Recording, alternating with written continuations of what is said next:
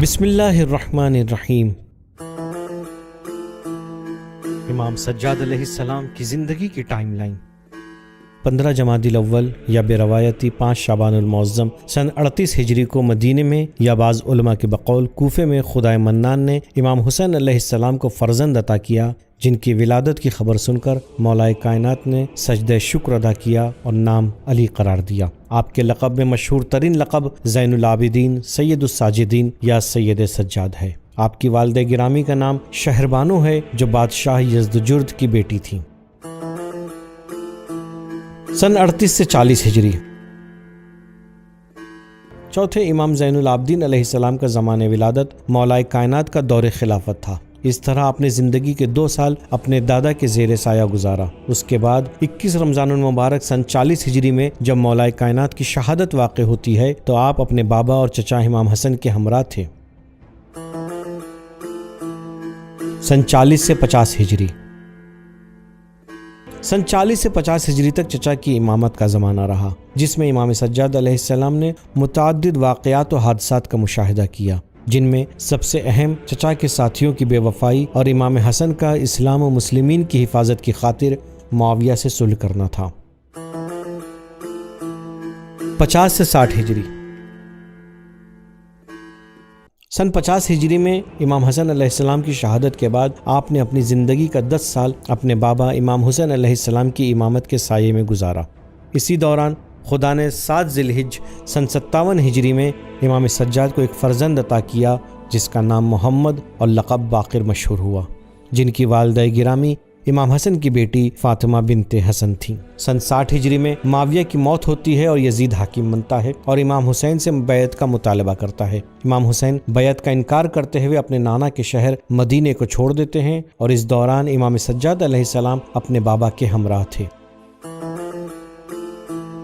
سن 61 ہجری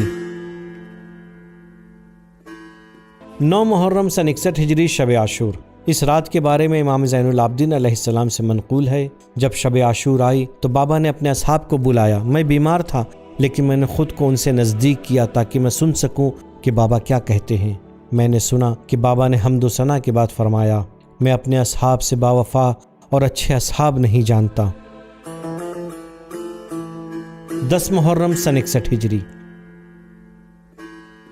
اللہ کی مصلحت سے امام سجاد عاشور کے دن سخت بیمار تھے۔ تاریخ نے بیماری کی شدت اس حد تک لکھی ہے کہ امام سجاد اپنے پیروں پر خود سے کھڑے نہیں ہو پا رہے تھے۔ آپ کی تیمارداری کی ذمہ داری امام حسین علیہ السلام نے اپنی بہن جناب زینب سلام اللہ علیہا کے حوالے کی تھی۔ شہادت امام حسین علیہ السلام کے بعد 10 محرم سن 61 ہجری سے آپ کی امامت کا دور شروع ہوتا ہے۔ عاشور کے بعد آپ کی اسیری کا مرحلہ شروع ہوتا ہے۔ علماء نے اس مرحلے کے بارے میں بیان کیا ہے کہ اگر سید سجاد علیہ السلام اور جناب زینب سلام اللہ علیہا نہ ہوتی تو شاید یاد کربلا آج باقی نہ ہوتی۔ 11 محرم سن 61 ہجری آپ کا باعجاز امام حسین کو دفن کرنے کی خاطر کربلا آنا۔ شیخ مفید کے قول کے مطابق امام سجاد علیہ السلام باعجاز کربلا آتے ہیں اور بنی اسد کی مدد سے اپنے بابا اور شہداء کو دفن کرتے ہیں۔ 12 محرم سن 61 ہجری امام سجاد کا قیدی بن کر کوفہ پہنچنا۔ شیخ مفید و شیخ توسی نے نقل کیا ہے کہ علی ابن حسین مخدرات عصمت و طہارت کے ساتھ کوفے میں اس عالم میں داخل ہوئے کہ ابن زیاد کے لشکر نے آپ کو گھیر رکھا تھا۔ اونٹ کی ننگی پیٹھ پر آپ کو اور اہل بیت رسول کو بٹھایا گیا تھا۔ امام سجاد کی حالت یہ تھی کہ آپ کمزور و لاغر ہو گئے تھے۔ آپ کے ہاتھوں کو زنجیر سے پس گردن باندھا گیا تھا۔ آپ کو جب دربار ابن زیاد میں لے جایا گیا تو تاریخ نے لکھا ہے کہ آپ نے دربار ابن زیاد میں خطبہ دیا، جو تاریخ اور مقتل کی کتابوں میں موجود ہے۔ 1 صفر سن 61 ہجری شام میں یزید کے دربار میں جب اسیروں کا قافلہ شام پہنچا تو امام سجاد علیہ السلام نے وہ مشہور خطبہ دیا جس کی ابتدا اس طرح سے ہے: اے لوگو، ہمیں 6 چیز عطا کی گئی ہیں اور 7 چیزوں سے فضیلت بخشی گئی ہے۔ 20 صفر سن 61 ہجری 40 حسینی معتبر کتب تاریخ اور مشہور مورخین کے قول کے مطابق 20 صفر کو امام سجاد علیہ السلام اہل حرم کے ساتھ کربلا میں وارد ہوتے ہیں، جہاں صحابی رسول جناب جابر سے ملاقات ہوتی ہے۔ اور امام سجاد علیہ السلام و جناب زینب سلام اللہ علیہ نے یہاں سے اربعین حسینی کی عظیم تحریک کی بنیاد رکھی۔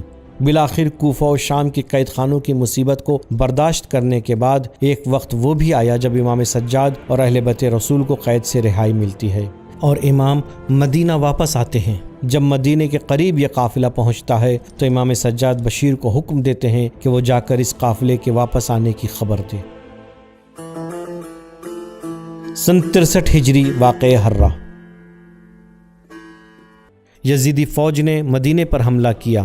اس واقعے کے بارے میں مورخین نے لکھا ہے کہ یزیدی فوج جوتے اور ہتھیار کے ساتھ حرم پیغمبر میں داخل ہوئی اور مسجد نبوی کو آلودہ کیا، اور اس واقعے میں 1000 سے زیادہ اصحاب نبی کا قتل کیا گیا۔ ابن قتیبہ نے نقل کیا ہے کہ اس واقعے میں 1700 انصار و مہاجرین اور ان کی اولادیں ماری گئیں اور 10,000 عام افراد مارے گئے۔ ان مارے گئے افراد میں 700 حافظان قرآن بھی تھے۔ یزیدی فوج نے مدینے پر کامیابی کے بعد 3 دن تک مسلمانوں کے جان و مال اور ان کی خواتین کو خود پر حلال قرار دیا، جس کے نتیجے میں 1000 سے زیادہ ناجائز بچے پیدا ہوئے۔ اس واقعے میں لشکر یزید کی جانب سے آپ کو اور آپ کے گھر والوں کو کوئی نقصان نہیں پہنچا۔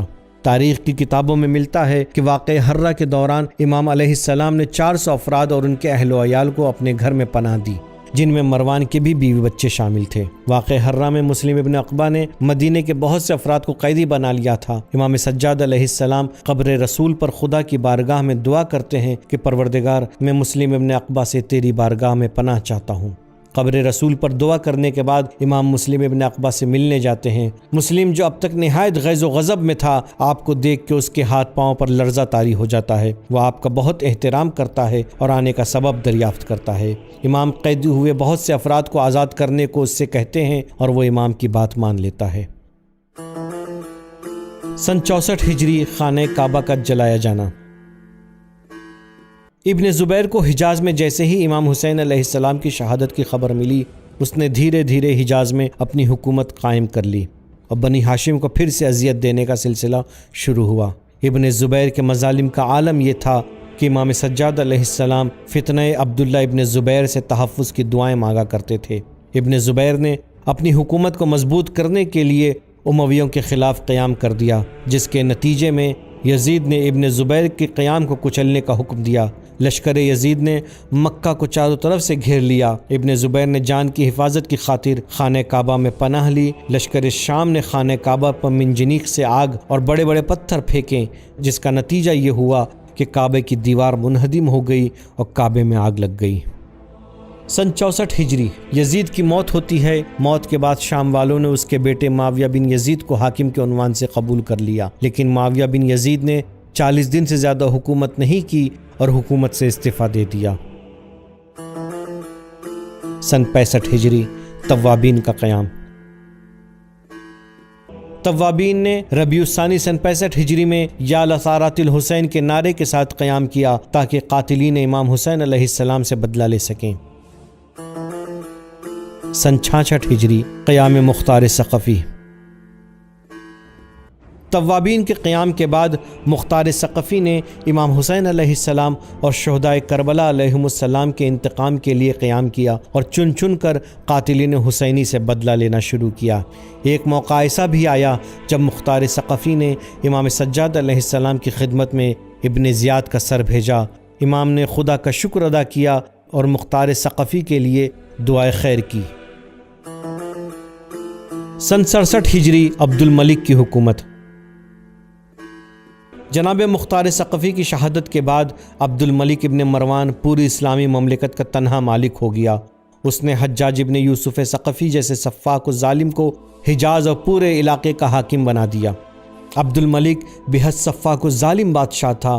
اس نے امام سجاد کی گرفتاری کا بھی حکم دیا تھا، لیکن اس کے سرکاری عالم زہری نے خطرے سے آگاہ کیا کہ ملک میں پھر سے بغاوت پھیل جائے گی، تو وہ اپنے ارادے سے منصرف ہو گیا۔ سن 72 ہجری عبد الملک نے 72 ہجری میں حجاج کو عبداللہ بن زبیر کے قتل کے لیے حجاز روانہ کیا۔ عبداللہ بن زبیر نے خانہ کعبہ میں پناہ لی تو حجاج نے خانہ کعبہ کی حرمت کو بھی پامال کیا اور ابن زبیر کو گرفتار کرنے کے لیے خانہ کعبہ پر اتنے حملے کیے کہ چھت اور دیوار سب تباہ ہو گئیں۔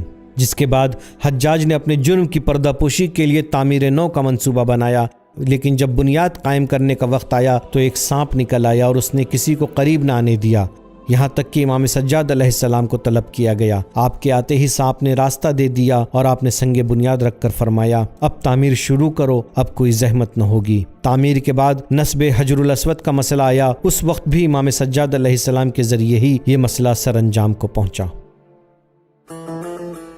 سن 80 ہجری جناب زید کی شہادت۔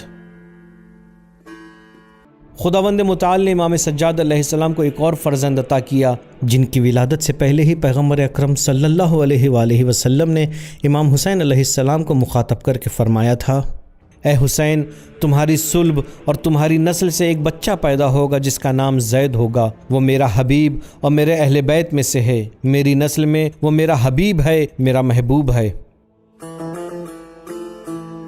سن 86 ہجری۔